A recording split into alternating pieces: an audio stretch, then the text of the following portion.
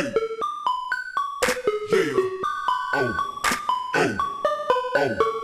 Yeah. Hey. Yeah. Oh. Oh. Oh. Yeah.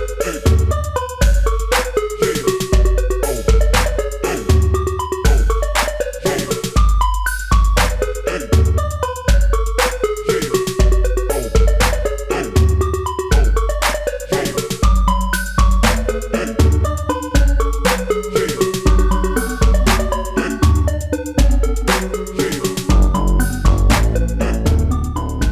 What's up, YouTube? This is your boy Thomas back again with another rendition of Truth Be Told. Now this week, there wasn't really hardly all that much going on with the, big news, other than the January 6th committee BS just wrapped up. It literally provided no actual evidence, just a bunch of hearsay, which has already been debunked, so whatever. So dumb. And then, now all of a sudden they're trying to claim monkeypox as an epidemic, but the only people who really get it are gay men. And last I checked, they were probably about like 1% of the world population. So, I mean, really, I don't know why they're claiming it as a pandemic. It's kind of dumb. But anyways, the only thing I could think of is, they're wanting to, try to bring back the whole fucking mask bullshit. There's still some countries that are doing the mask, which is fucking ignorant. Science proved that they don't help, but whatever. And then, of course, you have all the left-wing Democrats, all them leftist loons doing the whole climate change, blah, blah, blah, global warming bullshit, which science has proven wrong again. They're full of shit. They're dumbasses. But whatever. Moving on. I was going to talk about some Orville and Star Trek. Because I had some far left Looney Tune motherfucker. Try to spew some, leftist ideology at me, which I've literally had the same I wouldn't call it a debate, it's an argument, because this guy's just brain dead, fucking was like a fucking talking to a brick wall. I should have known better. Far leftist loons are like that all the time. You can't reason with them with facts. That's why they're delusional. They will never. They've been so brainwashed into believing dumbass shit. But anyways, I'll get to that next video. There's just too much to talk about on that one. I have a lot to get to this week because this video, because since the Comic-Con in San Diego, they have been just dropping trailers like a motherfucker. Just bam, bam, bam, bam, bam, like crazy. Mainly from Disney and Marvel. But I'll go over a few of them with you, and then there's a few I'll mention, but I'm not going to get into real big detail about them. Note that most of these shows from these trailers are most generally going to be far leftist bullshit, because they literally got to put their fucking evil cult mentality and far leftism and politicize all their fucking shows anymore. And 90% of the time, they do not follow the original stories from the books. They literally rewrite everything, and it becomes woke trash, garbage. And that's the majority of what I'm going to be speaking on today. Anyways, everybody knows about, a lot of the Disney Marvel stuff that's been put out. We know that we've seen the She-Hulk earlier. They don't go with the story. It has nothing to do with the original story. It's got some feminist woke bullshit in it. I saw the I Am Groot trailer. I don't know what the fuck they're doing. They're making him real kitty-like. And they're doing like CGI bullshit, like a cartoon. Whatever. I also saw that they're doing a season 3 of the show called CSEE with Jason Momoa. The first 2 seasons were okay. I've actually been watching the show. It's interesting. Obviously it's not realistic, but it's interesting. I'll probably watch the 3rd season. It looks like it might be alright. I saw bits and clips of the new The Last Airbender TV series coming on Netflix. Hopefully they don't screw it up. It looks like it may be pretty decent as far as CGI effects go. But other than that, I'm still very leery because the movie sucked. I'm not into the cartoon. I've never watched the cartoon. I don't care to. It sounds like a cool story. That's why I watched the movie, but the movie was terrible. I don't know. We'll see. We'll see how they do. I saw the trailer for Andor, the Star Wars Andor character, which nobody gives a flying fuck about. I don't know why they're doing it. It makes no sense. Nobody cares about that character. It's like Disney's version of Han Solo. They wanted you to try to get on board with this character, and nobody likes the character. I hated that character anyway from fucking Rogue One. I didn't like Rogue One at all. I thought it was a terrible fucking movie. But anyways, moving on. They also just dropped a Teen Wolf trailer, which looks dumber than shit. It looks like the Twilight series movies. I mean, real teeny bopperish. There's only one Teen Wolf movie that's really any good, and that was the one with Michael J. Fox. I wish they'd quit trying to fucking do variations of the Teen Wolf bullshit, because they're just retarded. It looked like a CW trailer. That's how bad it looked. It was pathetic. Okay, moving on. Some trailers I'm going to get more in depth with. I saw the new Dungeons and Dragons Honor Amongst Thieves trailer with Chris Pine and that stupid fucking feminist bitch Michelle Rodriguez. I cannot stand that woman. She plays the same damn character in every movie. She has to be this hardcore feminist badass chick, which she's not. She's a puny little 5'4", 130-pound girl. Fuck off, Michelle. You're a piece of shit. Anyways, D&D has been woke for a while now. Wizards of the West Coast.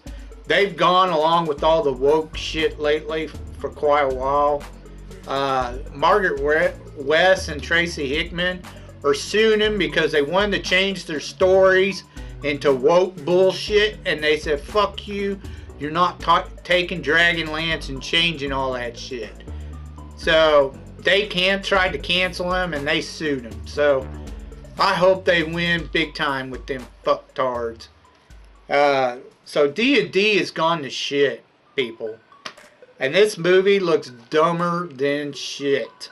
I'm sorry, you have some terrible CGI. I mean, look at some of these dragons. They look terrible looking. And then they can't even get the spells right. Right? And then, of course, the villain has to be an old white man because he's part of the patriarchy. Get the fuck out of here. I'm not a fan of Chris Pine. I think he sucks as an actor. You know, and that's just scraping the surface. There was so much wrong in that trailer. You know, like the fake, she's not even a redhead. The fake redhead that's supposed to be the druid or whatever. Druids cannot change into an owlbear. I'm sorry, it don't work. Nice try, D&D or Wizards of the West Coast. Whoever fucking wrote this bullshit. It looks dumb. Moving on. The next one was Shazam. And his villain are these two fucking witches. I'm like, Lucy Liu plays one of them. I don't know who the other one is. I don't care. It looks dumb. Like it was supposed to be, you know, something to do with that little worm dude and that professor guy they imprisoned. But nope, that's not what it's about. It's about these two witches, which I don't know. It just looked dumb. I liked the first movie, but I'm not sure about this one. I think they brung the family, the Marvel family, in way too early. Like they should have done a few movies with just him for a little bit before they did the whole Marvel family shit. But whatever. It looks too kiddie-ish. The next one is DC Sandman. Now DC's been doing the whole woke shit for a while now too, just like Marvel, Disney's Marvel. This Sandman, don't get him confused with Marvel Sandman, because it's not the same type of version of Sandman. And actually, this is not the original Sandman. It's a completely different version that, you know, came out by Neil, whatever his name is, in the 90s. Where they made him supernatural instead of, you know, technical. Because the original Sandman wore, you know, a hat and a trench coat and a gas mask. And he developed all kinds of weird weapons, gas-type weapons, flamethrowers, all that tech shit, fucking where he'd take care of his enemies. Mostly it was gas weapons that would put people to sleep, or darts or shit like that. So it's a completely different version of a Sandman. From what I understand, I'm not into the Sandman from DC. I don't know a lot about his background, so I had to read up a little bit on him. Apparently, he is like a gatekeeper, like Freddy Krueger. He's a gatekeeper to the dream world or some shit. You know, and apparently, from what I saw, from all the fans talking about it on Twitter, it has nothing to do with the comics. They completely changed the whole thing from the story of the comics. So, I don't know how that's going to go. Like I said, I'm not into the Sandman, so I don't know anything about it. We'll see. The last one I want to talk about, of course, is Wakanda Forever. Oh my god, that looked like jack shit. First of all, they changed Namor's backstory completely. Now he's from the Mayan civilization, a group that broke off and somehow developed the ability to live underwater and become the Atlanteans. But they still keep their Mayan culture. Fuck off. That is not Namor, and that is not in the comics. Disney's Marvel completely rewrote Namor and a complete civilization of the Atlanteans. And then, on top of that, Shuri or Suri, or whatever the fuck her name is, the supposed princess of Wakanda, has not been a part of the character or comic books until the late fucking or early 2000s. It was like a little after 2000, like 2005 or 6 or something like that, that they introduced this character to the Black Panther universe. Okay? She wasn't even part of the Black Panther comics. She's a new woke character.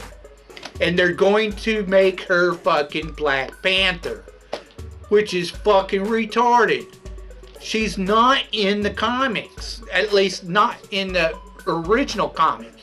In the woke, these new woke versions, yes. She's part of the new woke universe. She's not supposed to be in the comics. So go fuck off. Same thing with that Ironheart bullshit. Fuck off, Disney Marvel.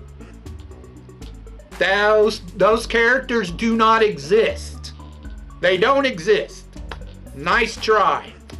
Nobody cares about them fucking woke characters. You know, the Ripperverse, the new comic book line or whatever, that should prove it to you. Because fucking no one's buying Marvel Comics because of the woke bullshit. But everybody wants to buy the Ripperverse comics. Why? Because there's no woke bullshit in them. So there you go. It proves my point. Okay. But anyways, Wakanda Forever.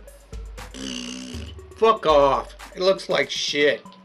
The only trailer that got me excited was John Wick Chapter 4. I saw that shit and I was like, hell yeah. That I want to watch. I love the John Wick series. Fucking A, man. I'm ready to watch that shit. They got Donnie Yen in this, man. I was like, fuck yeah, man. They're bringing in some heavy hitters in this motherfucker. So yeah, it's gonna be good. I can't wait for the John Wick. Anyways, that's all the trailers I gotta talk about. There was a whole shitload of them that just got dropped. I probably didn't even get to a few that might have been out there. I'll try to get to them eventually later on. Anyways, that's the news I have for you for now. Let's move on to your B-rated movie reviews. Then I dash away from Popo. Yeah, snakes around my graduate with my dodo. But I keep a 40, they don't know, no. Okay, movie holics. This week is Sci-Fi Week.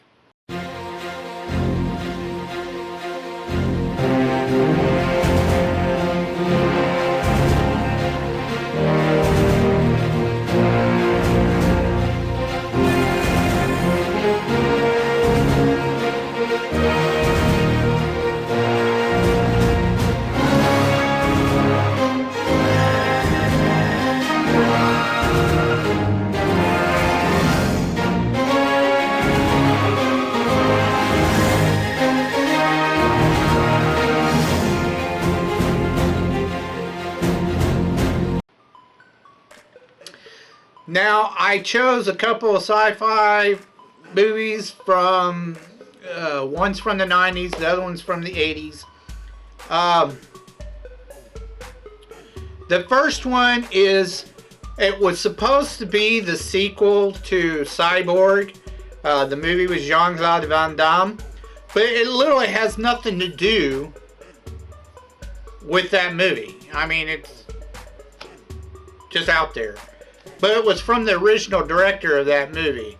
Already did the other two that were actually tied to that movie. This one was not tied to it, even though it's supposed to be a sequel. It makes no sense. Just like Omega Doom, which is supposed to be the third installment by the same director, literally had nothing to do with the first movie either. So anyways, this movie is called Nights. And it was done in 1993. It starred Kathy Long, Chris Christopherson, and Lance Henriksen, which those two right there, you know, they're decent actors. So I was kind of shocked that they were in this. I didn't even know they were in this. The Kathy Long girl, I've never even heard of her.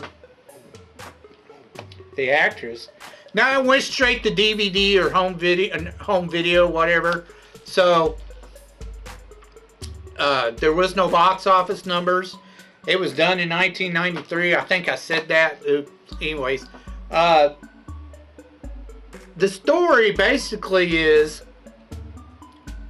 you have a bunch of cyborg. You know, it's an apocalyptic world. You know, human civilization is a decline due to supposedly a war between humans and cyborgs. Cyborgs still try to rule everything. They were supposed to die off. They were originally assassins, built to be assassins, but they originally supposedly rebelled and killed a bunch of humans. And then there was this war between humans and cyborgs, and there's just a few left.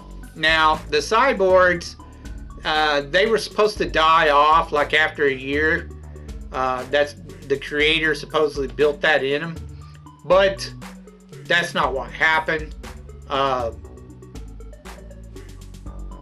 of the cyborgs broke away and found a way to prolong their life by somehow getting transfusions of human blood into them. So they try to use humans as guinea pigs and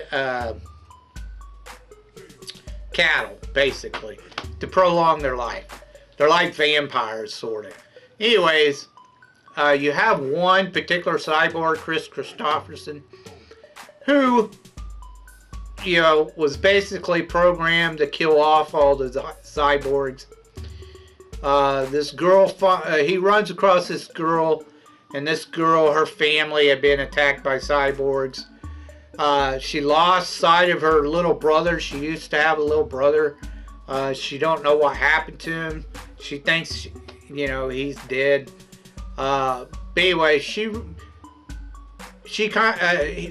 Chris Christopherson kind of helps her after he kills the cyborg or whatever. He starts helping her, and she wants him to train him to kill cyborgs. So he starts training her. They eventually catch up to a group of cyborgs who, you know, is led by Lance Henriksen.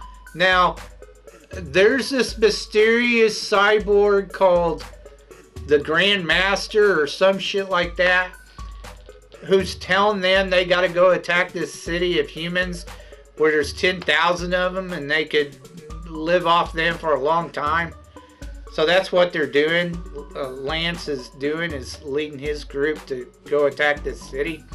When they catch up with him, the girl pretty much takes on his whole human army and part of his cyborg army, wiping them out one by one. And I'm like, yeah, okay, that's pretty believable. I mean, because there's a bunch of them. But anyways, she finds Chris Christopherson. He'd been gotten hurt. She finds him, and come to find out, the Grand Master was there all along watching him, and he takes this little boy, who's supposed to be her little brother, and takes off with him in like this what do you call it, a hang glider. Takes off in a hang glider and tells her that he'll see her in Cyborg City. I mean, literally says Cyborg City. It takes off. And that's pretty much the end of the movie. It shows Chris Christopherson. He gets healed up or whatever, or repairs himself with another parts of cyborgs that she killed off. And they're riding away to go to Cyborg City to help her brother, or, you know, take care of the master cyborg or whatever and get her brother back. But that's literally the end of the movie. So it gets left off of on a cliffhanger, and you don't see anything else about what happens. You know, there's no sequel. So it's a story that, you know, just leaves you hanging, which kind of sucks. It wasn't the greatest. It definitely is a B-rated movie, even though you have some decent actors in this. It was okay, but it was really cheesy. Unless you're a hardcore sci-fi fan, I give it a thumbs up and a thumbs down, because it, you know, like I said, it was pretty damn cheesy. But I was able to watch it because you actually had a couple decent actors in it. But other than that, it was okay. But it wasn't the greatest.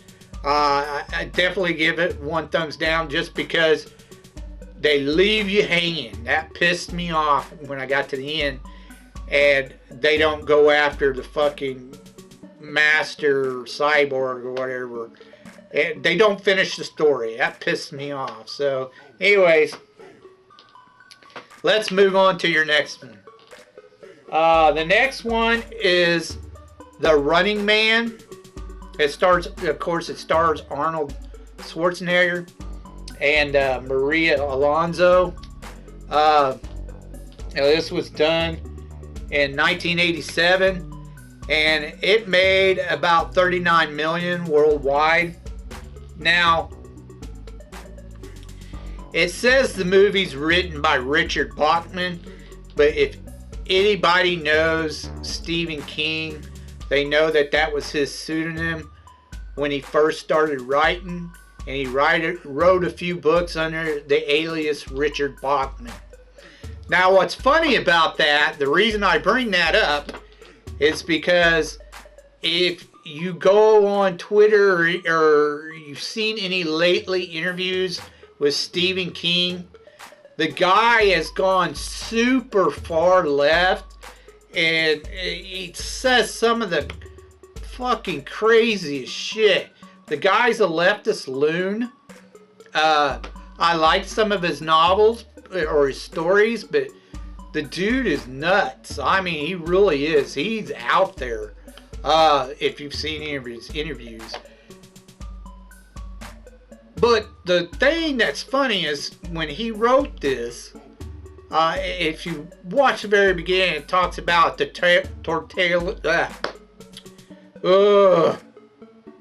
it talks about a totalitarian society and fucking, you know, no free speech, you know, no guns, a police state, hardly any food or resources, that kind of shit. It's literally against all that shit back then in the 80s. He hated all that shit. He didn't want anything to do with that. That's why he wrote this. However, now he's advocating for it. Hey, he wants it now. And I'm like, what the fuck, man? I mean, he's all like, yeah, go Democrats, you know, this and that and blah, blah, blah.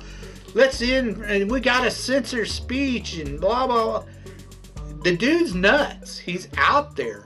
Anyways, that's why I brought that up.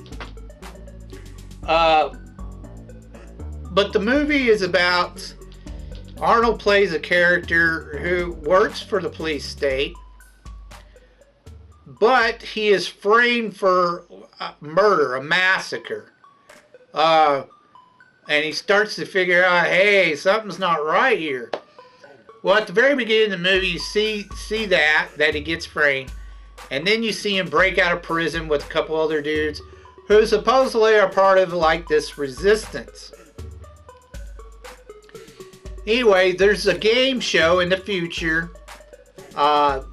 where they take criminals that are like on death row or some shit, maybe not even that, and they throw them into this game where they have these guys called stalkers who look like big, wrestlers, and they go around killing, the supposed criminals. And it's a game show, instead of like doing the death row electric chair shit, they put them on this game show. And it's supposedly the #1 rated game show in the world. Anyways, the host of the show tells Arnold's character, Ben Richards, if he doesn't go on, he's going to kill his buddies by putting them in the show. So Arnold enters in the show voluntary, and then he puts his buddies in with him anyway, which pisses Arnold off. Then there is a point where he tries. Arnold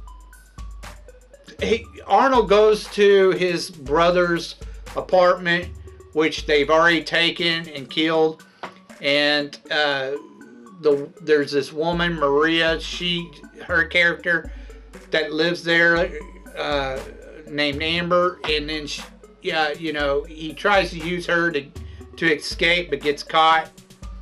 Well, they take her and they put her in the show as well because she tries to find evidence that he's innocent because she heard a news broadcast that he killed people when she was there, and she's like, no, that's not what happens. So she went and tried to find evidence that proves that he's innocent, and she got busted, so they threw her in the game too. All in all, they find this code while they're killing stalkers left and right, or Arnold's killing stalkers left and right. They find this code, satellite code, link up thing or whatever, that allows them to take over the network. They find the resistance, they do that, and then they go and they take over the network and show the truth to the people, and then Arnold at the end finally gets the host and basically kills him. And that's the end of the movie. Resistance won.